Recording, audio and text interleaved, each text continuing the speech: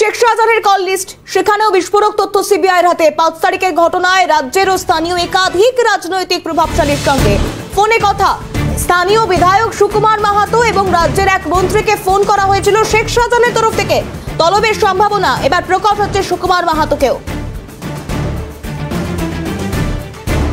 বিধায়ক সুকুমার মাহাতো, তাকে ফোন করা হয়েছিল, কল লিস্ট অন্তত তাই বলছে।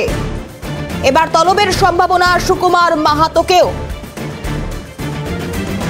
চিফ রিপোর্টার সত্যজিৎ মুখোপাধ্যায় রয়েছেন আমাদের সঙ্গে টেলিফোন লাইনে। সত্যজিৎ, যে চাঞ্চল্যকর তথ্য এবার কল লিস্ট বলছে, তাতে কি আপডেট? সুকুমার মাহাতো, তাকেও তলব করা হতে পারে?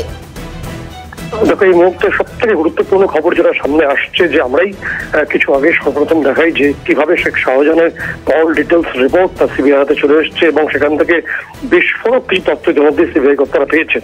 এবং সেই কল ডিটেলস রিপোর্ট করে দেখা যাচ্ছে যে শেখ শাহজাহান তিনি যখন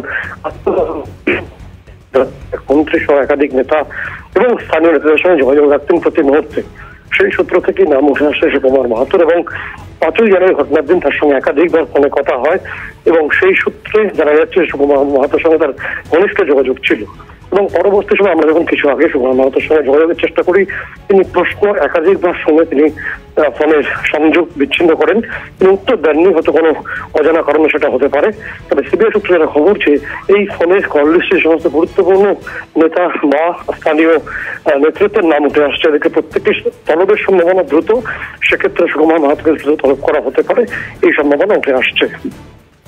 বেশ, ধন্যবাদ সত্যজিৎ। চিফ রিপোর্টার সত্যজিৎ মুখোপাধ্যায় কথা বলছিলাম তার সঙ্গে।